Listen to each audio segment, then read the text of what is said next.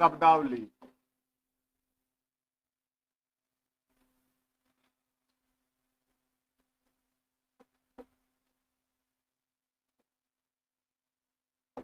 संवैधानिक,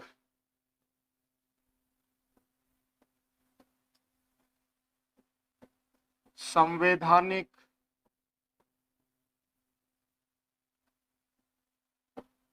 वैधानिक,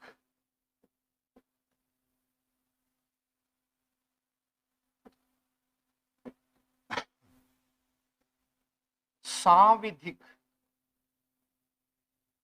ये चार शब्द मैंने बोर्ड पे लिखे हैं।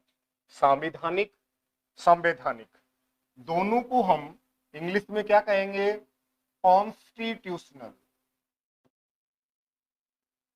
कॉन्स्टिट्यूशनल अर्थात जिसका संविधान में उल्लेख है वो क्या होगा? आप इसको संवैधानिक भी कह सकते हैं और पॉपुलर अर्थ में हम संवैधानिक इस रूप में लिखते हैं, और आप इसको संवैधानिक भी कह सकते हैं। लेकिन नीचे दो शब्द लिखे हुए हैं, वैधानिक और सांविधिक। देखिए, ये सांविधिक, संवैधानिक और संवैधानिक ये एक जैसे से प्रतीत होते हैं, लेकिन ये वैधानिक और सांविधिक इन दोनों का एक अर्थ है। इसको हम कहते हैं स्टैट्यूटरी, स्टैट्यूटरी, और सांविधिक इसको भी हम क्या कह सकते हैं? स्टैट्यूटरी, अर्थात जिसका संविधान में उल्लेख नहीं है, विधान हो अर्थात कानून में उल्लेख हो, वो क्या है? वैधानिक है और सांविधिक है। यदि हम फिल्म हॉल में जाते हैं और वहां लिखा हुआ आता है वैधानिक चेतावनी, स्टैट्यूटरी वार्निंग, 18 वर्ष से कम के वर्ष के बच्चों के लिए वार्निंग दिखाई जाती है, तो उसके लिए ये शब्द यूज होता है, वैधानिक, स्टैट्यूटरी। लेकिन कंफ्यूजन वर्ड कौन सा है? ये है सांविधिक। ध्यान दीजिए, हिंदी में ही मान लीजिए अंग्रेजी आपको नहीं आ रही है, तो हिंदी में ही आपको अर्थ निकालना है इसका, तो संधि कर लीजिए, सम प्लस विधि प्लस एक, अर्थात निकल करके क्या आ गया? मूल शब्द विधि। सम हमने इसमें क्या जोड़ दिया? उपसर्ग, और एक प्रत्यय जोड़ दिया, तो ये बन गया सांविधिक, अर्थात जिसका उल्लेख विधि में हो वो क्या होगा? सांविधिक। और जिसका उल्लेख संविधान में हो, कॉन्स्टिट्यूशनल, जिसका उल्लेख संविधान में हो वो संवैधानिक, संवैधानिक। जिसका उल्लेख विधान में हो, तो कानून बना रखा है हमने, वो क्या है? वैधानिक। इसी तरह से मिलते जुलते शब्द मैं और लेता हूं आपके, जैसे विधिक शब्द आ रहा है, कानूनी शब्द आ रहा है, इन सब का अर्थ भी वही है। इसको हम क्या कह रहे हैं? लीगल। इसको हम क्या कह रहे हैं? लीगल। और वैधानिक, सांविधिक, कानूनी और विधिक, इन चारों का मतलब एक ही है। अब आपका सवाल गलत कैसे होता है? उसने पूछा नीति आयोग है, नीति आयोग है, और उसने ऑप्शन दे दिया आपको कि सांविधिक और संवैधानिक। तब आप क्या करेंगे? सांविधिक है, अर्थात नीति आयोग का उल्लेख संविधान में नहीं है। लेकिन सवाल आ जाए कि फाइनेंस कमीशन है, वित्त आयोग है, निर्वाचन आयोग है, कैग है, अटॉर्नी जनरल है, ये क्या है? ये सब कॉन्स्टिट्यूशनल हैं, ये चारों पद, ये संवैधानिक है, अर्थात इनका उल्लेख किसमें हुआ है? संविधान में उल्लेख हुआ है। अब एक शब्द होता है हमारा संविधान नेत्र,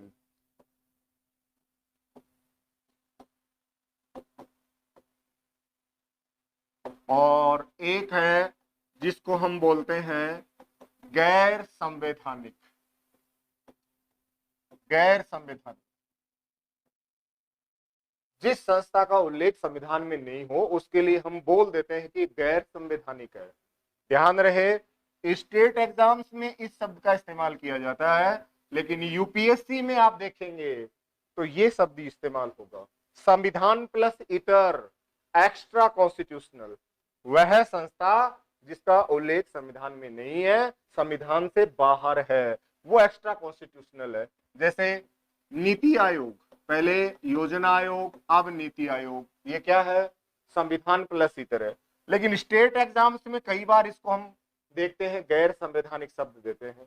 ध्यान रखिए, गैर संवैधानिक, गैर कानूनी, जैसे इलीगल है, उसी तरह से गैर संवैधानिक न कह करके एप्रोप्रिएट वर्ड हम इसको क्या कहें? एक्स्ट्रा कॉन्स्टिट्यूशनल, संविधान प्लस इतर। जो संस्था संविधान से बाहर है वो संविधानेतर है। इसी तरह से कुछ शब्द आते हैं बेटा, जैसे निर्रह आ गया। आपसे पूछ लिया कि बताइए आपराधिक स्तर पे संसद सदस्यों को निर्रह कौन घोषित करता है? निर्रहता का निर्धारण कौन करता है? संसद सदस्यों की दल बदल के आधार पर निर्रहता का निर्धारण कौन करता है? शब्द ही समझ में नहीं आ रहा कि पूछ क्या रहा है। और अंग्रेजी की तरफ जो बच्चा हिंदी माध्यम का होता है वो इंग्लिश की तरफ जाता नहीं है। अगर आप इंग्लिश की तरफ चले जाएंगे तो यहां क्या लिखा हुआ है? डिस्क्वालीफाई, और यहां क्या है? डिस्क्वालिफिकेशन। डिस्क्वालीफाई आप अगर आपके दिमाग में आ गया, आप में से एक भी स्टूडेंट ऐसा नहीं जिसके समझ में नहीं आया हो कि डिस्क्वालीफाई क्या है, डिस्क्वालिफिकेशन क्या है। लेकिन हिंदी में समझ में नहीं आएगा कि निर्रह क्या है।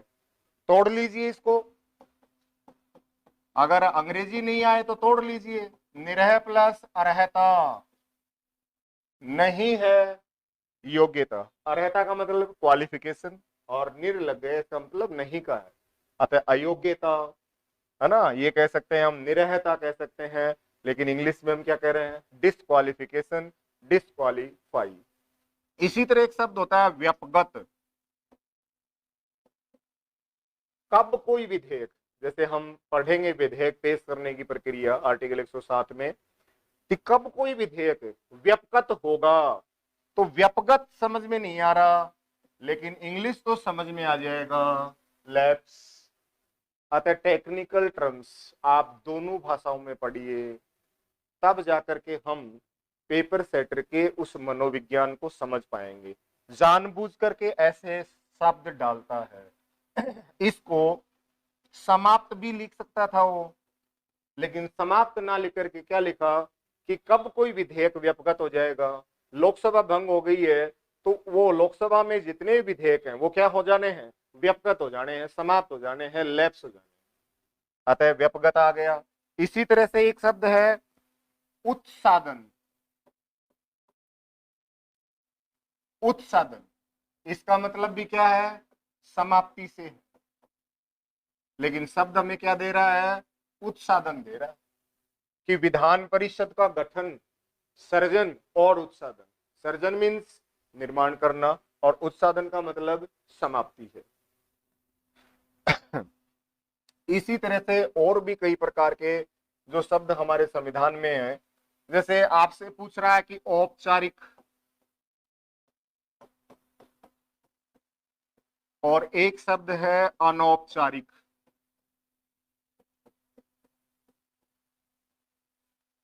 सोच के देखिए, क्या आप इनका अर्थ निकाल पा रहे हैं? ये फॉर्मल और ये इनफॉर्मल, औपचारिक और अनौपचारिक। ध्यान रखना, फॉर्मल शिष्टाचार, नियमों से बंधा हुआ, नियमों से बंधा हुआ। अनौपचारिक, ये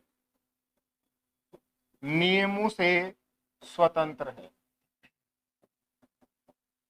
आपसे पूछे भारत के औपचारिक कार्यपालक कौन है और भारत के अनौपचारिक कार्यपालक कौन है, तो ध्यान रखना भारत के औपचारिक कार्यपालक हैं प्रेसिडेंट ऑफ इंडिया। औपचारिक कार्यपालिका शक्ति किसमें है, प्रेसिडेंट ऑफ इंडिया में। और भारत के अनौपचारिक कार्यपालक कौन है, प्राइम मिनिस्टर ऑफ इंडिया, प्रधानमंत्री। अब सवाल ही आपसे ये पूछ रहा है कि भारत के अनौपचारिक शासक कौन है, शासनाध्यक्ष कौन है, और भारत के औपचारिक राष्ट्राध्यक्ष कौन है। तो औपचारिक नाम मात्र, ध्वज मात्र, प्रतीकात्मक प्रेसिडेंट ऑफ इंडिया, और अनौपचारिक प्रधानमंत्री। इसी तरह से कुछ पदनाम हैं जिनका हमें अर्थ पता होना चाहिए। जैसे जिले में सबसे बड़ा पद होता है किसका, जिला कलेक्टर, और इसका पूरा नाम होता है जिला कलेक्टर एवं जिला मजिस्ट्रेट, डीसी एंड डीएम, ये पूरा नाम होता है।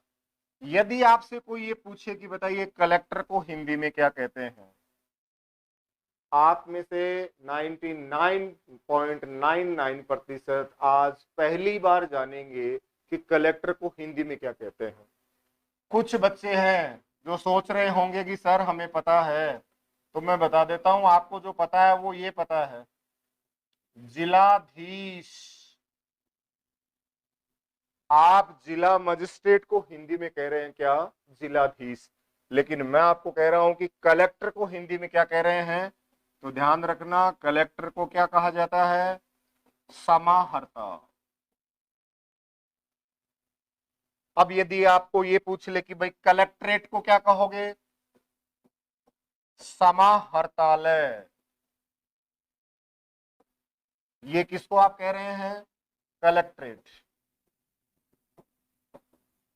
आप जयपुर में और खड़े हैं कहां पर, कलेक्ट्रेट पे, और आप ये कहें किसी को, किसी टेम्पो चालक को या किसी व्यक्ति से आप ये पूछें कि भैया यहाँ समाहर्तालय कहाँ है, तो शायद जिस जिला कलेक्ट्रेट ऑफिस में काम कर रहे कर्मचारी हैं वो भी ये कहेंगे कि भैया यहाँ तो कोई समाहर्तालय नहीं है।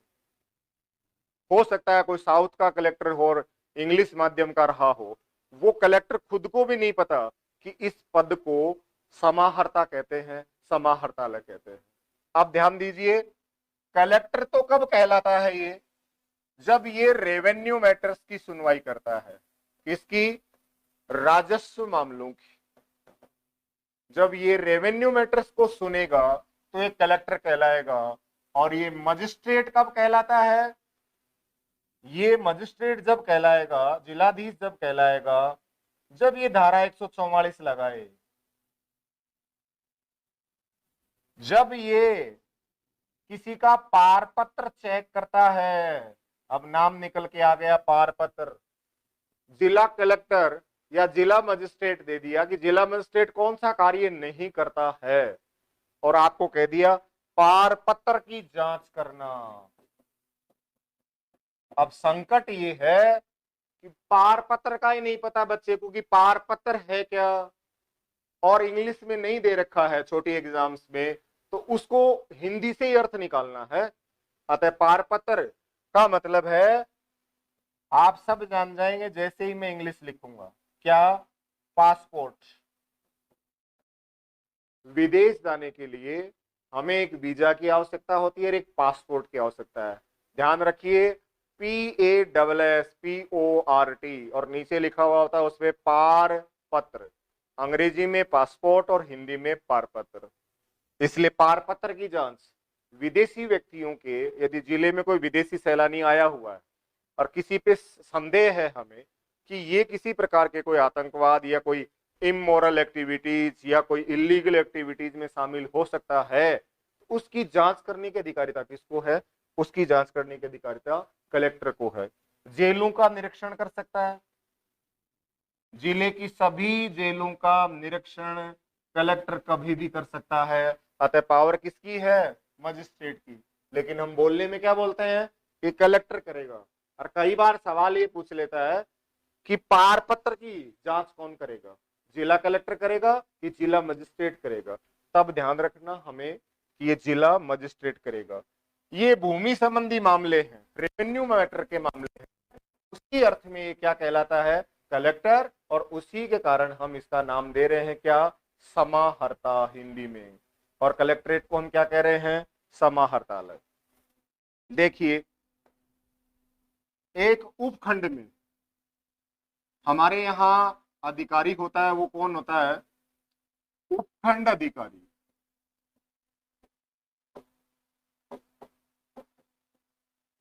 एवं उपखंड मजिस्ट्रेट, वो ही बात आ गई है, चाहे आप इसको एडीएम पे लागू कर लें।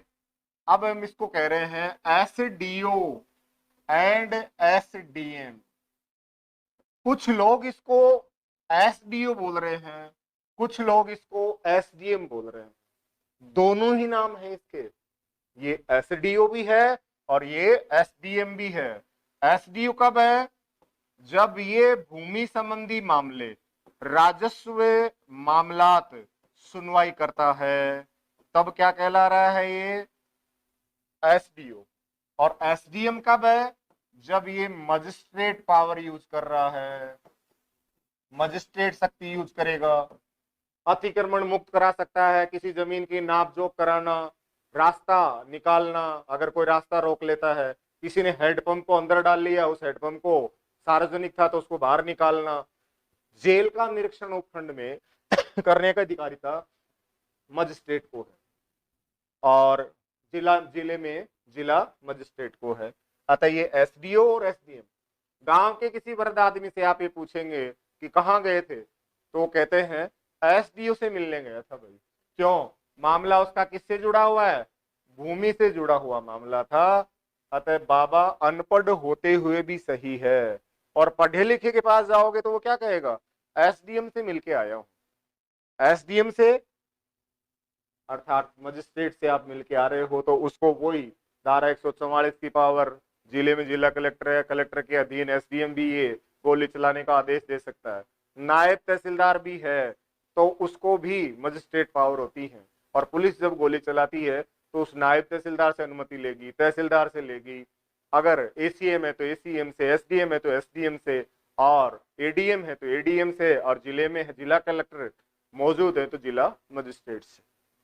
तो इस तरह से इसके पदनामों में ये अंतर होता है। और हमें सवाल पूछ लेता है कि कोई उपखंड अधिकारी या उपखंड अधिकारी का काम क्या है, राजस्व मामलों की सुनवाई करना। उपखंड मजिस्ट्रेट का काम, जब वो जेल का निरीक्षण करे, जब वो पारपत्र की जांच करे, तो ये मजिस्ट्रेट पावर है। जुडिशरी में आ जाइए, जिला सिविल एवं सत्र न्यायाधीश,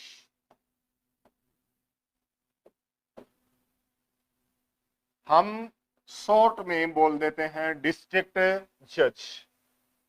सिविल और सत्र सेशन जज। ध्यान दीजिए, एक ही व्यक्ति में दो चीजें समाहित हैं। जब ये संपत्ति लेन देन, संपत्ति विवाद की सुनवाई करता है, तब ये कहलाता है जिला सिविल न्यायाधीश। और जब ये फौजदारी यानी क्रिमिनल ऑफेंस, अगर आपराधिक मामले सुनता है, तो कहलाता है सत्र न्यायाधीश। हत्या, डकैती, लूटपाट, बलात्कार जैसे जुर्म पे सुनवाई करेगा तो कहलाएगा डिस्ट्रिक्ट सेशन जज। और यदि चय अनादरण का मामला है, जमीन में रुपए का वसीयत का मामला है, अडॉप्टेशन का मामला है, उत्तराधिकार का मामला, या कोई विल बना गया उस तरह का मामला है, तो वो संपत्ति से जुड़ा हुआ कोई भी मामला, चाहे वो भूमि का हो चाहे रुपए का, तब वो क्या कहलाता है, सिविल जज। जिला सिविल और जिला सत्र न्यायाधीश। अतः आपसे ये सवाल पूछता है कि हत्या, डकैती, लूटपाट के मामलों में कौन सुनवाई करता है, जिला सिविल न्यायाधीश, जिला सत्र न्यायाधीश, जिला सत्र न्यायाधीश। फांसी अर्थात मृत्यु दंड देने की शक्ति किसको है? सिविल न्यायाधीश को कि सत्र न्यायाधीश को? तो डिस्ट्रिक्ट सेशन जज को है फांसी देने की अधिकारिता। अतः लोअर कोर्ट में सबसे निचला कोर्ट ये है।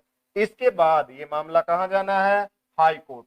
हाई कोर्ट अप्रूवल कर दे तो मामला कहां जाना है? Supreme court. और सुप्रीम कोर्ट अप्रूवल कर दे तो राष्ट्रपति आर्टिकल 72 आज ही उन कारावास में बदला जा सकता है, कम किया जा सकता है। और पैन तोड़ दिया है सभी ने, इसका मतलब है कोई माफी नहीं, फांसी पे लटकाया जाएगा, कोई अधिकारिता नहीं। लेकिन रास्ता ये है, लोअर कोर्ट से हाई कोर्ट, हाई कोर्ट से सुप्रीम कोर्ट, सुप्रीम कोर्ट से प्रेसिडेंट ऑफ इंडिया तक। इस तरह से कुछ ये संवैधानिक शब्द हैं। और भी बहुत सारे शब्द हैं समय समय पे, जैसे एक शब्द होता है तथ्यतः।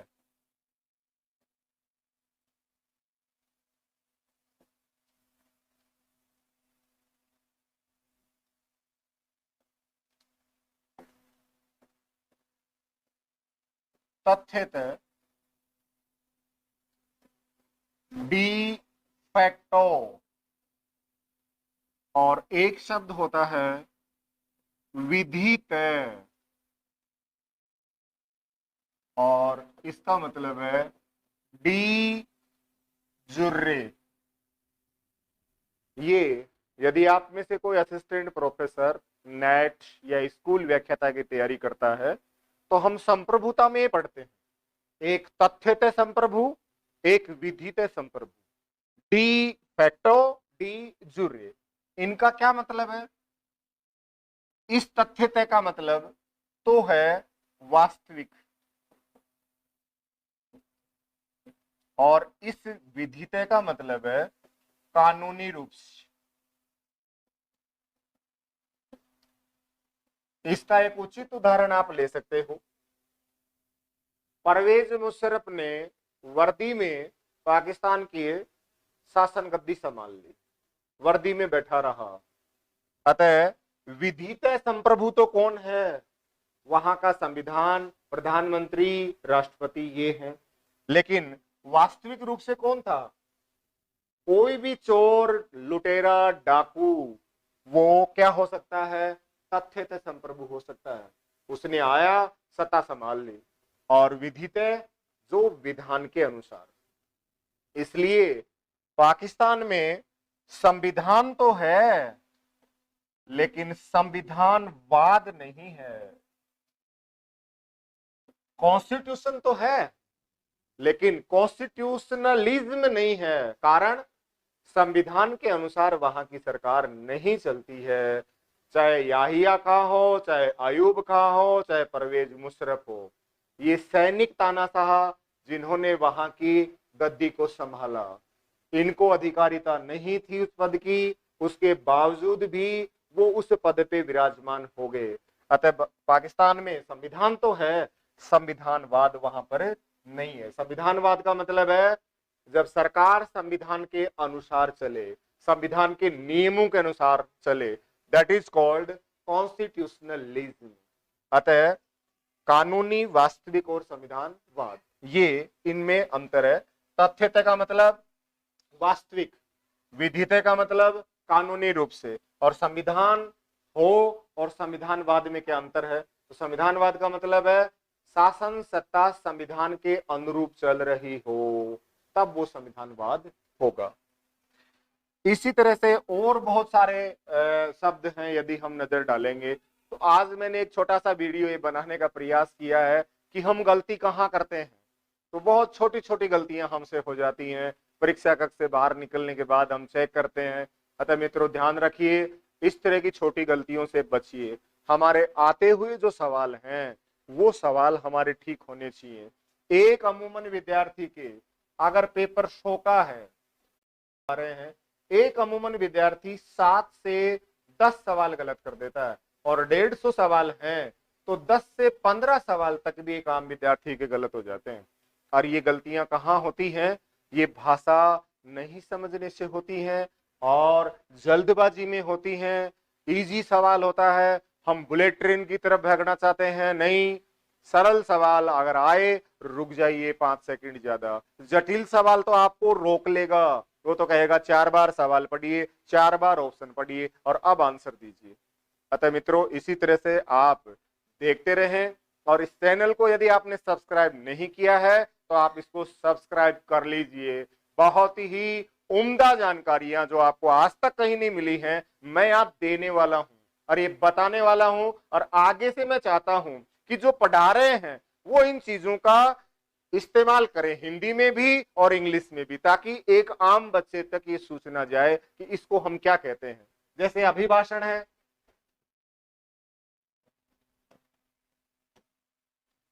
इस तरह से अध्यादेश है और अधिसूचना है। अभि का मतलब विशेष, विशेष भाषण, अधि प्लस आदेश, आदेश से अधिक, अधिसूचना सूचना से अधिक। इन तीनों ही शब्दों का इस्तेमाल हम या तो प्रेसिडेंट ऑफ इंडिया के लिए करते हैं या गवर्नर के लिए हम करते हैं। अतः अभिभाषण और अध्यादेश यहां 87 में तो कहां होता है, आर्टिकल 87 में विशेष अभिभाषण है राष्ट्रपति का, और राज्य में जो है आपका आ जाएगा कौन से आर्टिकल में, 177। और इसी तरह से अध्यादेश सेंटर में प्रेसिडेंट का तो है 123 में, और राज्य में राज्यपाल का है 213, और अधिसूचना कोई भी हो सकती है। गजट, बहुत सारे शब्द हैं, यदि आप पढ़ेंगे तो गजट, राजपत्र, ये दोनों जगह होता है। भारत का राजपत्र भी होता है और ये किसी राज्य का है तो राज्य का नाम आ जाएगा। Gazette of India, gazette of Rajasthan, gazette of Haryana, gazette of Delhi, इस तरह से। अतः गजट क्या है, राजपत्र है। बजट, अब यदि आप में से पूछ लिया जाए कि बजट का पूरा नाम क्या है, तो बजट का पूरा नाम है वार्षिक वित्तीय विवरण, जो हम पूर्व की वीडियो में बता चुके हैं। एनुअल फाइनेंशियल स्टेटमेंट ये है बजट। तो धन्यवाद मित्रों, देखते रहिए आप, और चैनल को आप सब्सक्राइब कर लें। नमस्कार मित्रों।